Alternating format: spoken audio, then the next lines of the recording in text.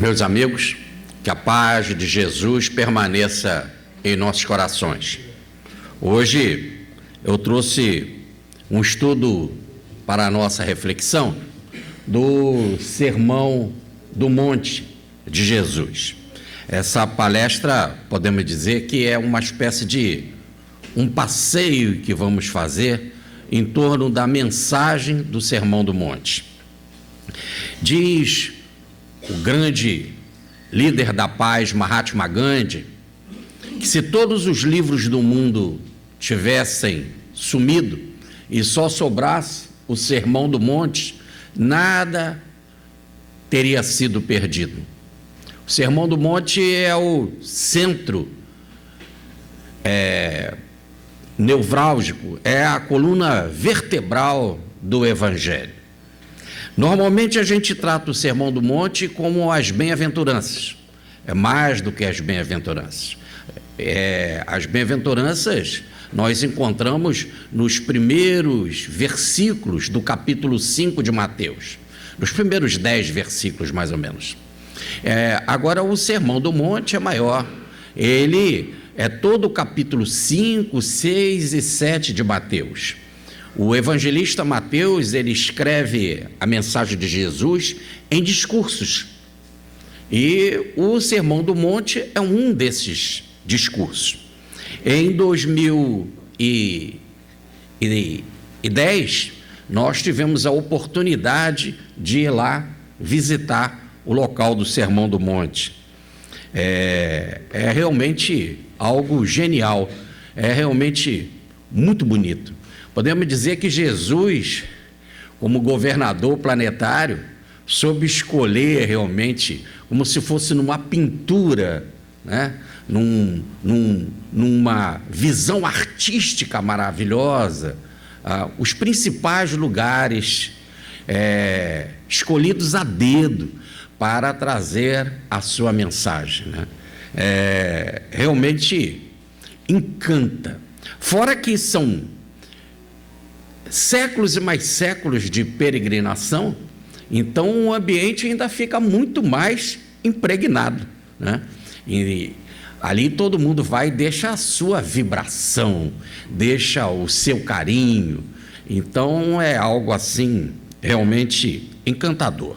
Eu quero trazer um comentário sobre as bem-aventuranças de Jesus, baseado na tradução do professor Huberto Roden e na tradução do Carlos Juliano Torres Pastorino. Aliás, a nossa Federação Espírita Brasileira acaba de adquirir o direito das obras do professor Carlos Pastorino e já está anunciando ainda para esse ano a publicação do primeiro volume do livro Sabedoria do Evangelho, que é a tradução dos textos direto do grego, com as devidas explicações, principalmente à luz da doutrina espírita e numa visão também universalista maravilhosa. Como dizia o meu amigo Newton Boechat, que foi o primeiro que me trouxe aqui ao Fabiano para fazer palestra, sem mais delonga, né? Vamos ao nosso tema. Então, Jesus precisava escolher um local, um cenário mais alto para poder as pessoas verem ele. Por isso que não pode ser o sermão da montanha, porque imagina a pessoa subir uma montanha, uma coisa muito grande, chega lá, vai estar muito cansado, né, para ouvir um discurso. Então é o Sermão do Monte, porque ele apenas arrumou um cenário como se fosse um teatro, para ele poder ser visto por todos, e sem dificuldade as pessoas podiam se dirigir ali em torno do monte e ouvir a sua mensagem. Repare que numa visão mais ampla, nós temos assim uma multidão muito grande e muitos já seguiam Jesus. No caso da multiplicação dos pães e dos peixes, eram 5.000 homens, fora as mulheres e as crianças. Então precisava de um cenário apropriado para realizar discurso assim marcante, que é, podemos dizer assim, voltamos a falar, o ponto central da sua mensagem na terra, as bem-aventuranças ou a mensagem da felicidade do reino dos céus. Então nós começamos lá embaixo, aqui nós temos no nosso passeio o lago da Galileia, né? Conhecido como o Mar da Galileia por alguns evangelistas que não tinham o conhecimento geográfico, mas porque era algo muito grande, eles chamavam de mar. Mas é o Lago da Galileia, alimentado pelo Rio Jordão, né? E que depois vai desaguar lá no Mar Morto, no ponto mais baixo geograficamente da Terra. E aí já se começa a subir. Repare que é uma pequena elevação, não é nada assim tão alto, né? Depois, assim, você já tem uma visão do monte, da onde que ele estava falando, e do lago lá embaixo. Então formam um cenário extremamente bucólico, né? Extremamente bonito, encantador. Olha, cada vez se sobe mais um monte, se tem uma visão mais ampla do lago. E é interessante que a gente chega lá ao local e está lá escrito bem-aventuranças. E ali vem quer dizer, o monte das bem-aventuranças, né? Então, mas ali vem algumas informações do que pode, do que não pode, o que é proibido, o que não é proibido. Mas o que eu acho, em tema extremamente significativo, é que tem uma plaquinha ali, eu acho que é a do meio, da parte de baixo, é proibido portar armas. Você imagina, num ambiente em que se vai falar do Sermão do Monte, ter que colocar uma recomendação dessa, né? O que mostra o quanto a humanidade está ainda distante da mensagem que Jesus disse, como se estivesse dizendo assim, o Sermão do Monte é novo, é extremamente novo para a humanidade. Nós estamos indo e o Evangelho está vindo, então o Evangelho é sempre novo para nós. Por enquanto que tivermos comportamento assim, não chegamos à grandeza do Evangelho. E é interessante também que nós encontramos lá uma estátua de Francisco de Assis, porque desde que Francisco de Assis teve um encontro com o sultão Al-Kamil, em 1219, em Damieta, onde que teve o primeiro relacionamento de paz entre o cristianismo e os muçulmanos, e o sultão Al-Kamil deu a Francisco uma bandeirinha, uma autorização para ele visitar a Terra Santa, e Francisco de Assis fez essa visita durante o segundo semestre do ano de 2019, que foi dado então pela Igreja Católica nos lugares sagrados, e os principais lugares sagrados do mundo, ligados ao cristianismo, não só na Terra Santa, mas alguns lugares, por exemplo, na Turquia, na Casa de Maria, é dado aos franciscanos o direito de serem os representantes da igreja, entre as muitas irmandades, né? Entre as muitas correntes religiosas, os franciscanos é que tomam conta ali daqueles lugares sagrados, inclusive no local do Sermão do Monte. Aqui nós já chegamos e encontramos um cenário muito bonito e uma igreja octogonal, uma igreja católica octogonal. Por que ela está de 8 lados? Porque, segundo a tradição católica, são 8 as bem-aventuranças. Nós vamos ver que realmente não está errado. São 7 as bem-aventuranças, mas existe uma conclusão. A conclusão ou uma síntese de todas as bem-aventuranças, o que daria a 8ª bem-aventurança. E o que foi bom, que para a construção de um prédio, né, com 8 lados, ficaria, podemos dizer assim, artisticamente mais bonito, mais bem representado. Aí não nos aproximamos mais do templo, né? Aí está o interior dele, cada lado nós temos um afresco falando de uma das bem-aventuranças. E é muito bonito que é aquela luz enorme que envolve ali a Galileia, né, que envolve a região do mar ou do lago da Galileia. Aquela luz maravilhosa projeta nesses afrescos e a gente tem um impacto, então, da mensagem da bem-aventurança em algumas línguas, para facilitar. Aqui nós temos também ainda o interior da igreja, mas agora já nos despedindo lá da igreja octogonal, chegamos lá embaixo de volta outra vez para pegar o barco para fazer um passeio do lago. E aí do lago a gente pode ver o monte também, né? Esse passeio de barco, uma reprodução de um barco do século I, onde que a gente pôde fazer o passeio, inclusive estiando a bandeira, a nossa bandeira, a bandeira de Israel, a bandeira do Brasil, e cantamos o hino do Brasil. Muito bem, vamos agora entrar nas bem-aventuranças em si, né? Jesus diz a passagem de Mateus que ele sobe ao monte e senta para apresentar o seu discurso. Então é muito interessante isso, porque ele sobe ao monte da ideia de uma mensagem de elevação e senta, até a palavra sentar é a raiz da palavra zen, do zen budismo, é a ideia de meditação, de reflexão. A palavra sazen, no chinês, quer dizer sentar.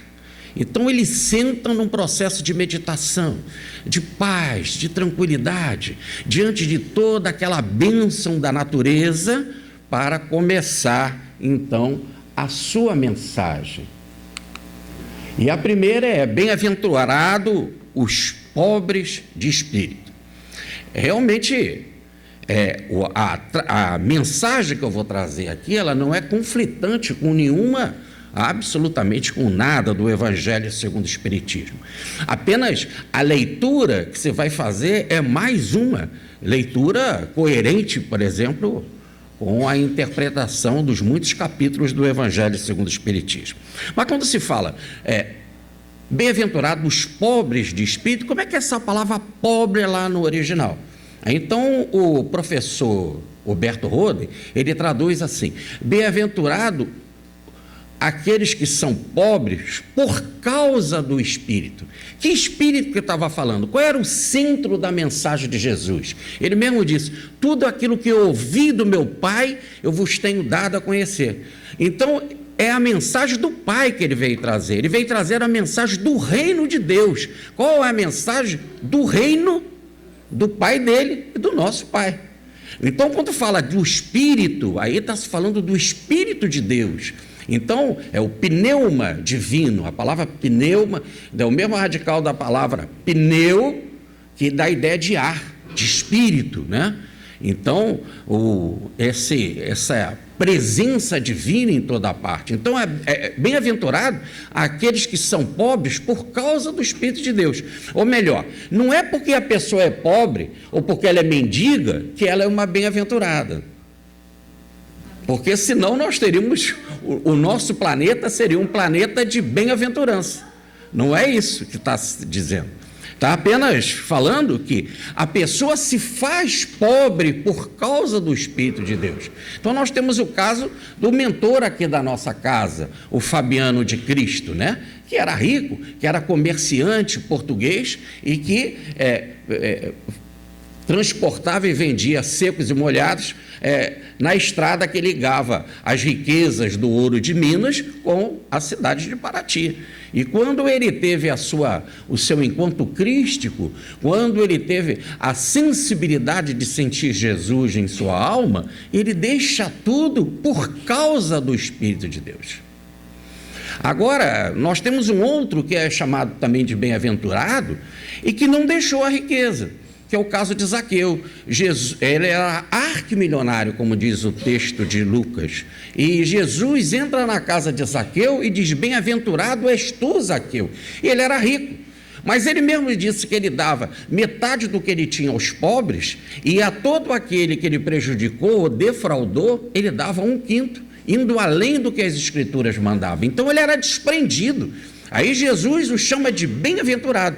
Então, não é necessariamente você ficar pobre, ficar sem um tostão. Mas quando você entende que aquela riqueza não é sua, não te pertence, pertence ao Senhor, e que você é apenas um administrador daquele recurso. Quando você entrega tudo nas mãos do Senhor e você passa a administrar o recurso, por exemplo, o recurso do dinheiro, o recurso de um imóvel qualquer, ou o recurso da sua inteligência, o recurso da sua arte. Ora, quando você recebe esse talento, você tem que multiplicar os talentos, mas esse talento não te pertence, pertence ao Senhor. Quando você percebe que não é seu e é do Senhor, você se faz pobre ou desprendido por causa do Espírito de Deus. É como se você fosse um bancário, trabalhasse numa agência e receberia o dinheiro ali no caixa para trabalhar naquele dia. Aquele dinheiro não é dele. Aquele dinheiro pertence ao cliente. E o cliente pode chegar lá e sacar a hora que quiser. Você é apenas um administrador daquele recurso, que no final você tem que fechar o caixa e devolver tudo ao banco. Então, é como se você recebesse, então, esse talento divino e você multiplicaria esse talento. Na parábola dos talentos, Jesus fala disso. Uma pessoa que ganhou 5 talentos e multiplicou os talentos do Senhor, ele diz, bem-aventurado, porque multiplicaste os 5 talentos, e seja feliz, vem para o meu reino. Olha só, seja feliz, é a bem-aventurança, porque ele pega o talento e faz o talento se multiplicar. O outro ganhou 2, cada um segundo a sua capacidade, multiplicou, e ele fala a mesma coisa, bem-aventurado, és feliz, vem para o meu reino, né? O outro enterrou o talento. Quantas pessoas enterram o talento da inteligência? Quantas pessoas enterram o talento da caridade? Quantas pessoas enterram o talento financeiro, que deve gerar emprego, que é a maior caridade, que é aquela que dignifica o homem, porque ele se sente feliz, ele se sente satisfeito, porque ele está ganhando o pão de cada dia com o seu próprio esforço. Então, saber multiplicar esses recursos é divino. Mas o professor Pastorino, ele tem uma outra tradução e uma explicação muito interessante. Ele traduz a palavra pobre por mendigo, e ele prova, através de muitos outros escritores antigos do mundo clássico grego, que a melhor tradução seria mendigo. Então, o que ele está dizendo? Bem-aventurado aqueles que mendigam o Espírito de Deus. Então, bem-aventurado é aquele que fica pedindo o que ele quer, ele fica suplicando o que ele quer, o Espírito de Deus. Ora, nós vemos isso constantemente em Francisco de Assis, principalmente antes, quando o Senhor disse para ele, né, vá a Assis e lá será dito o que você deve fazer, ele saiu mendigando, ele saiu procurando, ele saiu em busca dessa resposta, o que é que eu devo fazer? Tanto que quando ele chega diante do crucifixo da igreja de São Damião, ele fala de uma oração de busca. Senhor, iluminai as trevas do meu coração. Por quê? Porque ele quer a luz divina, ele mendiga essa luz, ele pede essa luz, como um mendigo que fica, pelo amor de Deus, me dá um dinheiro, pelo amor de Deus, me dá um dinheiro.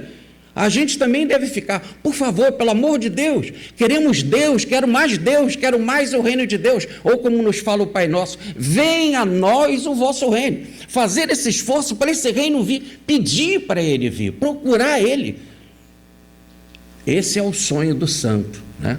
E nós vemos em Teresa d'Ávila essa busca do Espírito Divino, e que quando ela não conseguia nas suas buscas esse encontro, ela ficava triste e dizia que era uma noite sem estrelas, uma noite escura, porque não recebia a iluminação espiritual. Depois nós temos a segunda bem-aventurança. Eu não sei se está na ordem ali está os mansos ou está os que choram? Ah, tá. Então o anterior que é os que choram, né? Aqui nós temos os pobres de espírito, aqui nós temos os que choram. Então vamos voltar aqui à transparência dos que choram. Não pode, há uma contradição eu falar em bem-aventurança e se é bem-aventurado o que chora. E quando se vai para essa interpretação do professor Pastorino, que você deve buscar o Espírito, pedir o Espírito, mendigar o Espírito, você chega ao ponto de chorar por causa do Espírito de Deus. Em outras palavras, você não fica feliz por enquanto que não busca, não encontra o Espírito de Deus. Então você chora, aí o choro está no sentido de dor, de desgaste, de luta, ou como diz Paulo, não existe redenção sem derramamento de sangue. Traduzindo para uma linguagem nossa, não existe evolução sem sacrifício. Então é esse sacrifício da entrega a Deus, e não é fácil essa busca da luz. Essa busca da transformação, sair da nossa condição extremamente materializada, extremamente fechada, extremamente acanhada, para a abertura da dimensão divina, como nos fala Paulo de Tarso. Já não sou eu mais que vivo, é Cristo que vive em mim. Para mim viver é Cristo. Ele escreve na carta aos Gálatas, no capítulo 2, versículo 20. Mas quando ele escreve isso, ele já passou por toda uma luta, sendo, como ele fala, velho, cansado, prisioneiro de Cristo, aonde que ele diz, eu trago no meu corpo as marcas de Cristo, as marcas das pedradas, as marcas das cadeias, das algemas, a marca das chicotadas. E ele continuava nessa busca, nesse choro, por causa do Espírito de Deus, sem desanimar nunca. Eu lutei o bom combate, olha como é que ele fala. Essa é a luta, é isso que é, esses que são bem-aventurados que choram. Depois, nós temos bem-aventurados os mansos. É interessante que os que pedem o reino de Deus, os que são pobres, né, que se fazem pobres, recebem o reino de Deus. Os que choram serão consolados, realmente encontrarão essa paz espiritual. E os mansos herdarão a terra. Aí é muito interessante, porque aqui nós estamos num combate à não violência. É o ahimsa, como os indianos falam, e Mahatma Gandhi gostava tanto de discursar. Ahimsa, ou melhor, não violência. E são esses que vão herdar a terra. Então, se você quiser saber quem é que vai ficar num planeta de regeneração, e aqueles que serão exilados, porque não estão em condição de permanecer na evolução do que a Terra atingirá, e que é o projeto para o terceiro milênio, para a nova civilização do terceiro milênio, a nova civilização do Espírito, a resposta está aí nessa violência. Por enquanto que você for violento, você não tem direito às benesses do reino de Deus. Aí, para o seu caso, só tem um jeito, é a cadeia, é a prisão. E um planeta de prova e expiação nada mais é do que uma cadeia, do que uma prisão. É interessante que existem aqueles que ainda são tão rebeldes nessa prisão que perdem o direito de ficar aqui andando pela rua, nessa prisão planetária em que nós nos encontramos, e tem que ir para a cadeia mesmo, física. E chega outros lá na cadeia e ainda são tão rebeldes que tem que ir para a solitária. Olha que situação, né? Certa vez, o Chico foi visitar uma penitenciária e perguntaram para o Chico se ele viu lá muitos espíritos sofredores. Ele falou lá que ele viu muitas mãezinhas amparando lá os seus filhos que estão presos, e disse mais, né? Que nós somos qualquer um deles. Eles são aqueles que a polícia já descobriu. E que se a gente continuar com esse espírito de violência, o nosso destino é a cadeia. E se nós não estivermos preparados quando o planeta passar para um planeta de regeneração, nós seremos exilados para continuarmos em planeta presídio, para conter um impulso animalesco. O que é o filho do homem, como fala o Evangelho? Jesus, por 82 vezes, fala que ele é o filho do homem. É o pleno homem. Filho de alguma coisa no hebraico, filho de alguma coisa, se alguma coisa tem a qualidade do filho. Então, o filho da luz é o luminoso, o filho do amor é o amoroso, o filho de Deus é o ser divino. Logo, de forma clara, o filho do homem é o homem em si, é o pleno homem. Ele é todo homem, não tem nada de animal. Jesus é 100% humano.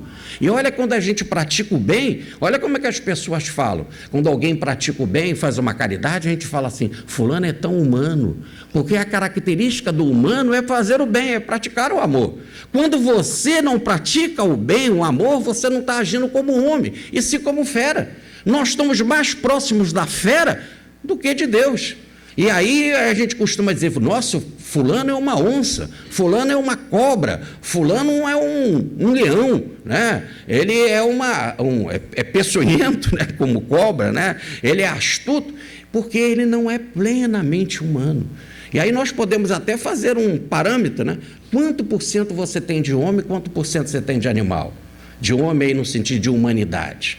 Basta saber o bem que você pratica. Você é mais o quê? 30% homem, 70% animal, está no 50%, ou já está no 70% humano e 30% animal. Quando que essas feras se manifestam por você? Então, a mensagem é: se quiser saber quem vai permanecer aqui, são aqueles que não agem com violência. E não é só violência física, que essa é menor, inclusive. Mas existe uma violência maior do que a física, que é a violência mental, a astúcia. A mente, ela destrói muito mais do que a física. Repare que numa guerra, quando o homem era atrasado, ele tinha lá uma lança, tinha uma espada e partia para cima do outro. E ele fazia lá aquele estrago de matar 1, 2, 3, 6, 10. Agora, ele com a sua inteligência astuta, ele aperta um botão e dispara uma bomba atômica. E acaba com uma cidade, acaba com um país, acaba com uma civilização, dependendo do estrago. Isso é fruto da inteligência. A inteligência do bem é a inteligência daquela beleza do lago ali da Galileia, ou da beleza do discurso do Sermão do Monte, porque o belo é a manifestação do amor. O belo só pode ser belo quando é a manifestação do bem. Então são esses que não são mansos, não herdarão a Terra, não ficarão aqui, não poderão acompanhar a evolução planetária. Precisarão regressar a um planeta mais atrasado, semelhante a este que nós vivemos, para impulsionar a civilização, ainda não semelhante a esse estágio que nós vivemos, mas é o estágio lá primitivo, para você poder, com essa pequena inteligência que você tem aqui na Terra, ser um ponto de diferencial para aqueles outros mais atrasados. E aí criar um surto evolutivo. E como que é essa prisão? Ela é longa, leva séculos, leva milênios. Diz Emmanuel que os espíritos que foram exilados aqui na Terra, para ajudar na nossa evolução planetária, os egípcios foram os primeiros a voltar para o seu planeta de origem, cumpriram a sua parte e voltaram. Mas que a maior parte continua aí lutando com as suas dores, com seus desequilíbrios, com as suas mágoas. São essas as ovelhas que o pastor tem para cuidar. E a mensagem do pastor, e que é o que Jesus falou, as ovelhas conhecem a minha voz, por enquanto que a gente não conhecer a voz de Jesus, e ele mesmo disse, serão meus discípulos aqueles que fizeram o que eu vos mando, nós não chegamos a essa estatura espiritual. Então a mensagem vem falar de mansidão, mas é mais do que mansidão física, é mansidão do coração. Como os fariseus certa vez disseram que Jesus não curava nada, que não tinha autoridade para nada, mas só pensaram lá na cidade de Cafarnaum. E Jesus disse para eles: por que pensais mal em vossos corações? É do coração que procede a negatividade. É aí que nós temos que nos preocupar, não é com o que entra pela boca, e sim pelo que sai da boca. Então a mensagem dos mansos não são só no sentido, não é só no sentido físico, mas no sentido sentimental, no sentido do sentimento, no sentido da emoção, no sentido do pensamento, né? Dardos mentais prejudicam muito a psicosfera. O que você pensa? O que você pensa é onde você mora. Já pensaram nisso? O que você pensa é onde você mora. Muita gente puxa, onde você mora? No endereço tal, rua tal, número tal. Não, você mora nesse halo da vibração que você constrói. E se você não tem um pensamento de mansidão, você cria em torno de você um pensamento de violência. E é lei da homeopatia, já bem conhecida. Semelhante atrai semelhante. Então, quando ele diz assim, a cidade do Rio de Janeiro está tão violenta, por enquanto que tiverem violentos, a cidade será violenta. É isso que nós carregamos no nosso círculo. E quando você se depara com a violência, é porque você está nada mais, nada menos do que também exalando violência. E só em não fazer nada para combater a violência, achando que fechando a casa e botando só uma fechadura resolve, não resolve. É necessário sair de si, é necessário ir ao encontro do outro, é necessário botar a fechadura assim para não aumentar o karma do outro, né? Mas ir ao encontro do próximo e levar a mensagem do bem, a mensagem da caridade, levar o alimento. Repare que Jesus fez o Sermão do Monte, mas multiplicou os pães e os peixes, porque uma alma com o estômago vazio fica difícil de compreender um sermão como esse de Jesus. Então é necessário também cuidar da sopa, cuidar do alimento, cuidar do agasalho, né? Cuidar da sandália, porque por enquanto que tiver esse disparate imenso entre as classes sociais, fica muito difícil nós pensarmos num planeta de regeneração. Como você pode imaginar o seu filho dormindo na calçada? Como que você ficaria dentro de casa, no aquecimento da sua casa, no seu sofá, se eu soubesse que o seu filho está dormindo debaixo da marquise?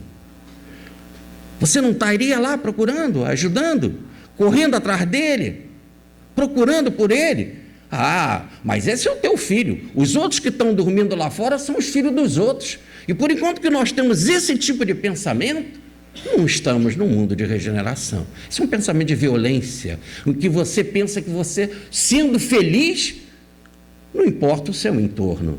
Ora, nós vivemos numa coletividade. E disse Jesus, há uma obra que o Pai me deu para completar. Olha, completar a obra de nos transformar em santos irrepreensíveis diante da caridade. Não é fácil esse projeto de nos transformar em santos irrepreensíveis na caridade, como está no primeiro capítulo da carta de Paulo aos Éfesos. Continua Jesus, bem-aventurados os que buscam a justiça, né? Que tem sede e fome de justiça, porque será saciado. Olha, o que é sede e fome de justiça? Imagina você ficar na rua, diante de um crime, né? Ficar gritando por justiça. Será que é isso que Jesus falou? A gente vê muito assim, né? Quando há um assassinato, por exemplo, de uma criança, aí a família bota, e com todo respeito a essas famílias, e agasalhando, inclusive, pela compreensão, a dor deles. Isso é verdade. Isso é necessário, mas botam na camisa e ficam exigindo vingança. E se um juiz condena o criminoso, seja lá o que foi, qual o motivo, qual foi a situação, está sempre reclamando, foi pouca pena, ele tem que ficar mais tempo na cadeia, e aí tem que ter justiça. Por que esse bandido foi solto? Por que misericórdia para ele? Não tem lógica. Não pode ter indulto de Natal, vai botar esse cara na rua. E, tudo bem, olha, as leis de um país refletem o nível espiritual do país. As leis de um país refletem o nível espiritual das pessoas. Agora, o que acontece é que eu não posso criar karma. Eu não posso aumentar o meu bolo de endividamento. Tudo que acontece, e acontece no meu ciclo familiar, não foi o acaso é o pseudônimo de Deus quando ele não quer assinar. Isso não quer dizer que você, se for chamado na justiça, não deve dar o seu testemunho, e testemunho verdadeiro, porque o cristão deve dizer sim, sim, não, não, disse Jesus. Se você for chamado à delegacia, conte realmente. Eu vi como é que aconteceu, a pessoa que atropelou lá a criança estava bêbado. Conta a verdade, mas não aumenta. Não fique tomado de paixão, não aumenta. Tudo aquilo que for exacerbado em nós será julgado. Diz o Evangelho, com a mesma medida que a gente medir, com essa mesma medida seremos medidos. E nada impede de já isso acontecer conosco. Nós não temos autoridade de achar que a gente é melhor do que ninguém, não é. Certa vez, uns homens foram mortos por Pilatos, e Pilatos derramou o sangue deles no templo. Depois também teve uma inundação por baixo dos muros de Jerusalém, parte dos muros caíram, e os muros são enormes, e a construção de pessoas ali, de suas casas humildes na periferia, eles foram então... o muro destruiu, as pessoas foram soterradas. Então, teve duas formas de morte. A morte pelo governo, Pilatos mandou matar, e teve aqueles que foi por um motivo da natureza, né? O muro desabou, eles foram soterrados. E eles vieram perguntar a Jesus, por que aconteceu isso com eles? E disse Jesus, víboras, hipócritas, por que vocês pensam que eles são piores do que vocês? Saibam que o que aconteceu com eles poderá acontecer com vocês igual ou pior. A lei está nos dando esta liberdade de ir e vir, com o único compromisso de a gente aprender a servir a mensagem do Evangelho, de evoluir.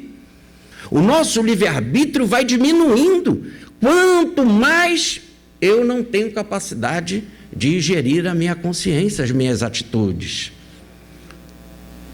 Por isso que a gente ainda tem tantas situações ainda de presídios aqui na Terra, e não só presídios esses físicos, que sempre tem uma ideia e deverá ter uma ideia educacional, mas os presídios das doenças.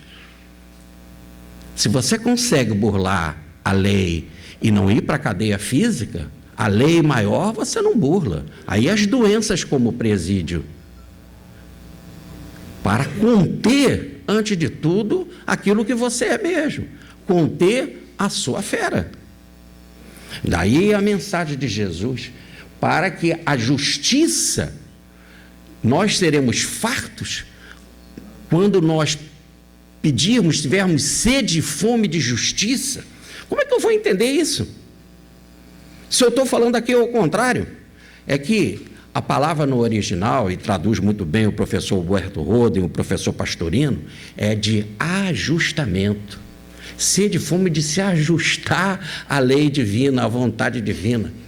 Ajustar, no francês é justice, de unidade. Ser um com o Pai, eu e o Pai somos um, é ter fome de se ajustar a Ele. Então, bem-aventurado os que buscam o Espírito de Deus, participarão do reino de Deus. Bem-aventurados que choram porque anseiam o reino de Deus, serão consolados. Bem-aventurado os mansos, porque eles herdarão a terra e aqui na terra implantarão o reino de Deus. Bem-aventurados que têm sede e fome de ajustamento com o Pai. E poderá dizer, eu e o Pai somos um. Eu estou no Pai, o Pai está em mim. É longe o projeto, mas diz Paulo de Tarso, meus irmãos, sede meus imitadores, como eu sou imitador do Cristo. Então, é um projeto de se ajustar a Deus, tanto que é verdade, que logo veio essa mensagem do bem-aventurados os misericordiosos, porque encontrarão misericórdia. Olha, reparem que as duas frases estão juntas. Bem-aventurados que têm sede e fome de justiça, bem-aventurados misericordiosos. Se for uma leitura de justiça humana, não bate a misericórdia. Exigir que alguém vá para a cadeia ou pague determinada pena não tem a ver nada com a palavra misericórdia. Então, a misericórdia é um derramamento enorme de amor. Misericórdia era aquela espada muito grande, não era a espada da luta, era uma espada grande. Ela se chamava, o nome dela é misericórdia em grego. E essa espada grande, ela era usada quando acabava a batalha. E quando acabava a batalha, estavam aqueles feridos ali, feridos que não tinham jeito, eles iam morrer.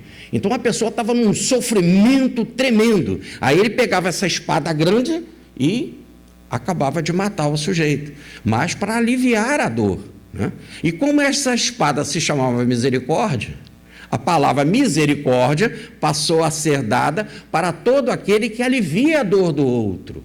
Aí, no caso, não é essa barbaridade da guerra, não é? Mas aliviar a dor do outro no sentido de levar o evangelho.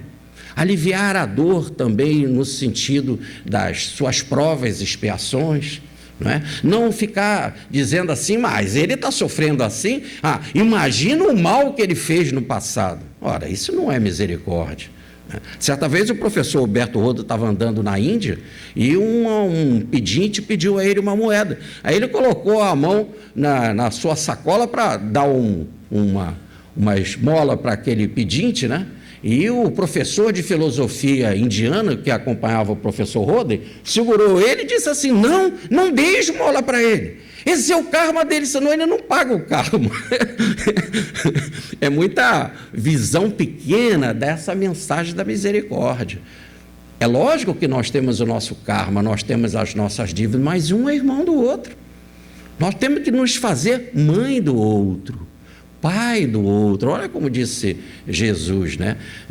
São meu pai, minha mãe, meus irmãos, minhas irmãs e aqueles que fazem a vontade de Deus. E o que é que faz a vontade de Deus? Um que leva um copo d'água, um dos pequenos, que visita um doente, que visita um que está na cadeia. Esses estão fazendo isso para mim. Quando foi, Senhor, que nós estivemos doentes e te visitamos? Quando foi que nós estivemos presos e te visitamos? Quando foi que estivemos com sede e te demos água? Quando fizestes isso a um dos pequeninos.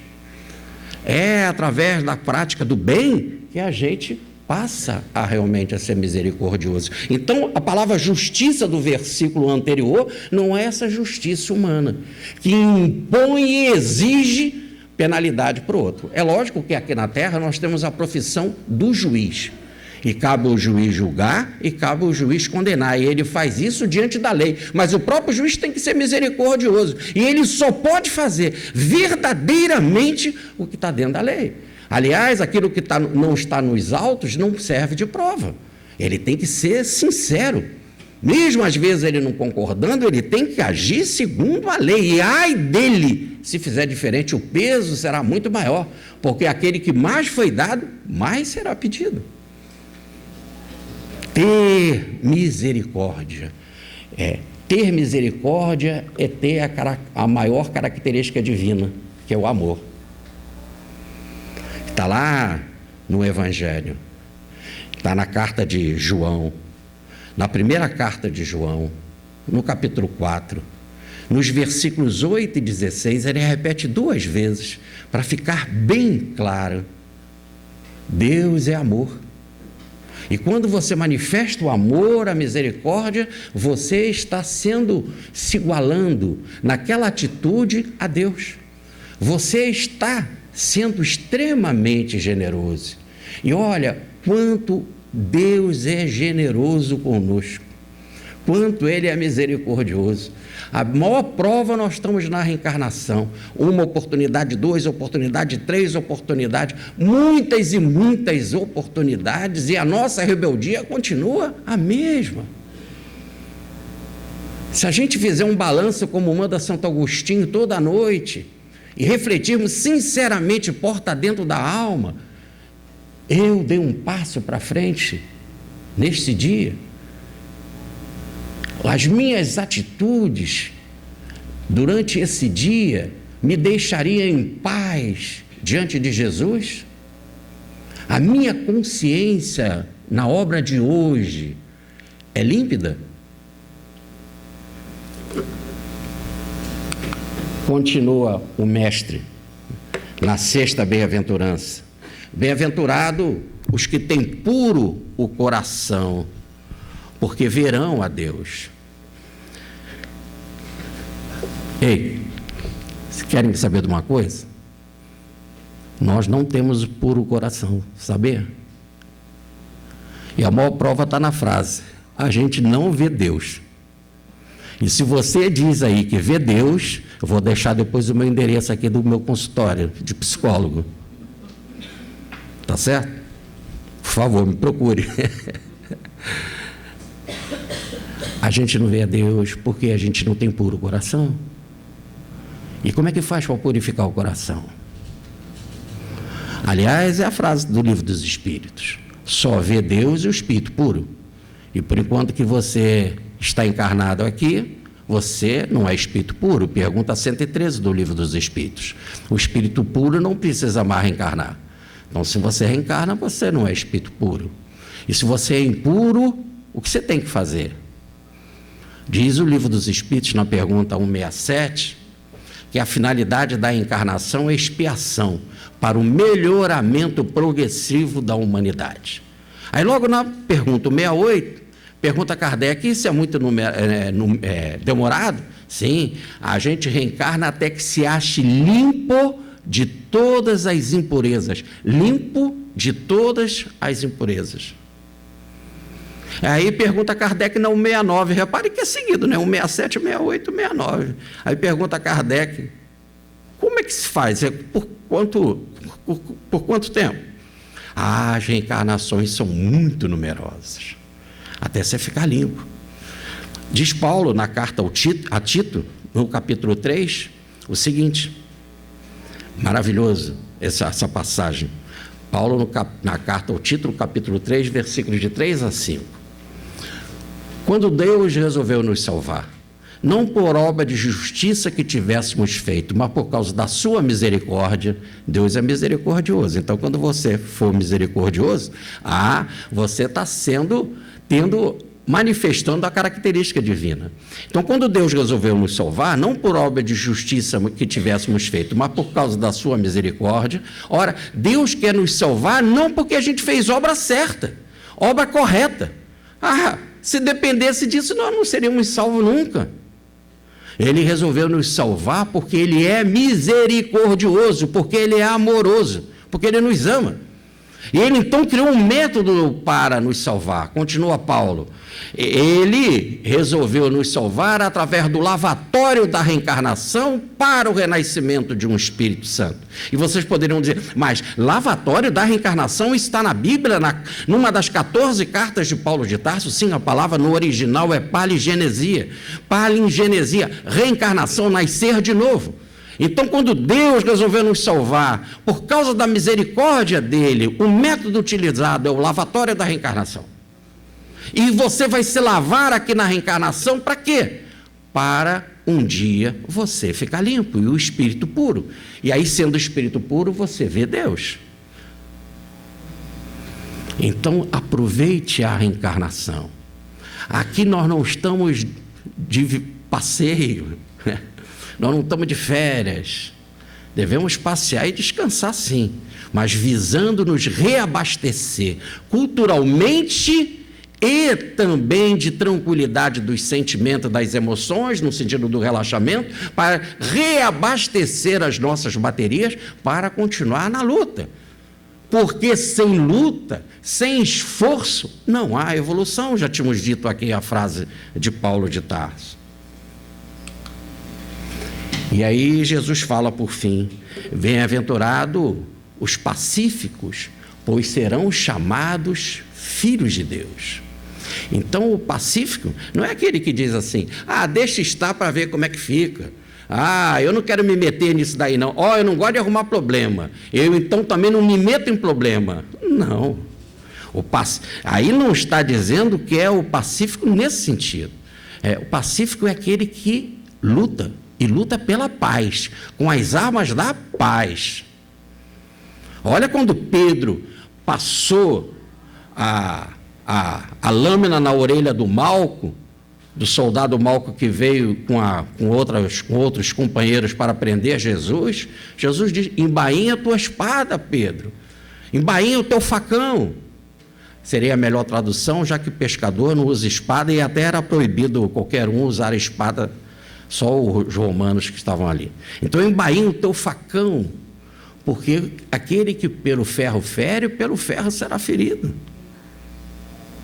Então, a minha mensagem não é de guerra, a minha mensagem é de paz, para criar a paz.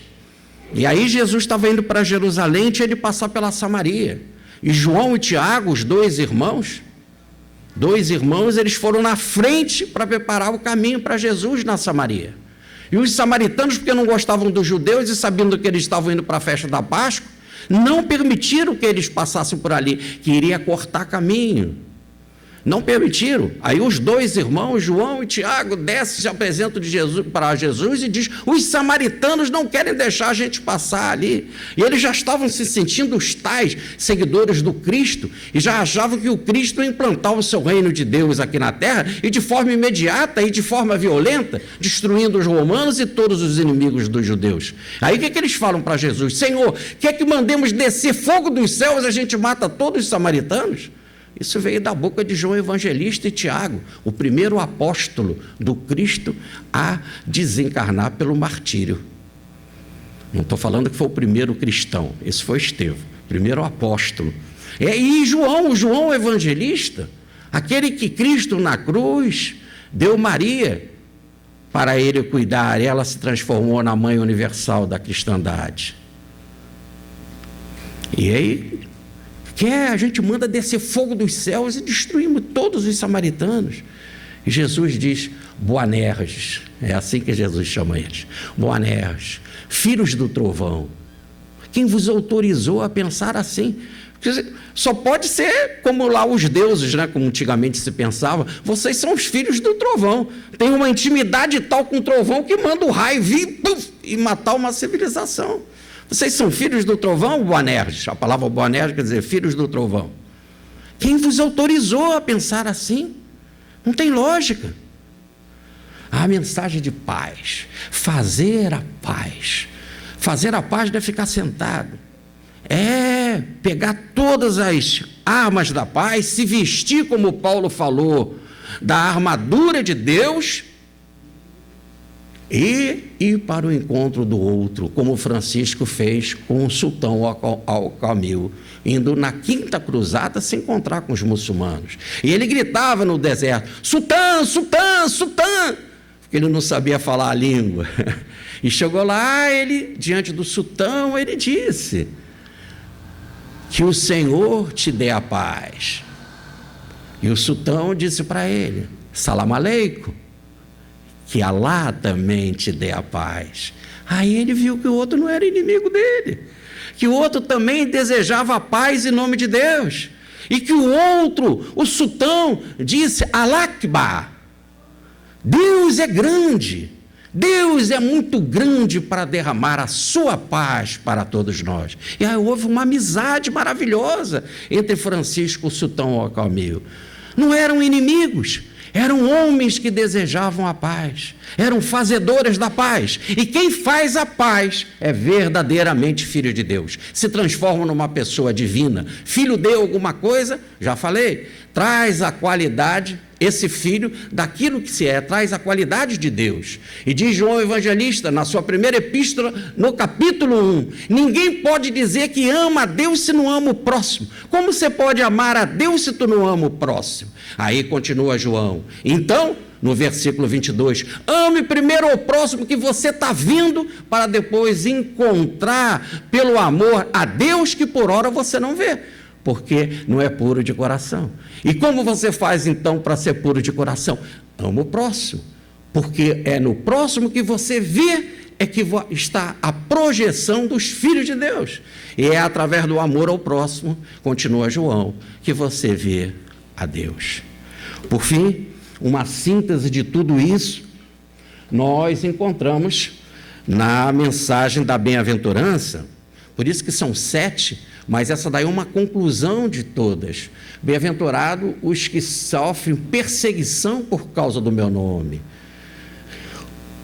porque receberão a devida recompensa. Agora, por quê? Se você busca o Espírito de Deus, se você chora pelo Espírito de Deus, se você transforma a sua vida em mansidão, Se você é alguém que quer se ajustar a Deus, você que é misericordioso para com todos, você que quer buscar a pureza de coração e você que luta pela paz, com certeza você será perseguido. Não tem ninguém que realize obra do bem na terra que não seja perseguido. Essa é a bem-aventurança das provas dos 9. Se você quer saber se realmente você está vivendo as bem-aventuranças, veja se você é perseguido, como foi Francisco. Como foi Pedro, sendo crucificado de cabeça para baixo. Quando foi Paulo, sendo chicoteado. Como foi Joana d'Arc indo para a fogueira. A prova dos 9 está aí. A prova dos 9 de Anchieta, sofrendo, preso. A prova dos 9 de Nóbrega, sendo preso. Então, é porque esse mundo não é dos santos. Nós estamos num mundo de expiação, não num mundo transformado em bem. Então, esse não é o habitat do santo, daquele que vive essas 7 plenas bem-aventuranças. Então, mas se você começar a viver, você será perseguido. Terá a cruz para carregar. E Jesus já nos lembra isso de forma maravilhosa. Se queres ser meu discípulo, carrega cada dia a sua cruz e me segue. Reis, heróis, juízes, generais, tiranos, entre o ouro e o poder, de vitória em vitória, comandaram na terra a vida transitória, erguendo sobre o povo os braços soberanos. E passaram, fremindo, arrojados, insanos, ébrios de ostentação e famintos de glória, detendo-se, porém, nos túmulos da história, relegados à dor de cruéis desenganos. Mas o Cristo, na palha, humilde e pequenino, traz consigo somente o coração divino, na exaltação do bem que ilumina e socorre, e brilhando por sol generoso e fecundo, em todas as nações que engrandece o mundo, é sempre o excelso Rei do amor, que nunca morre. Muita paz e fique com Deus. Eu estou terminando a palestra.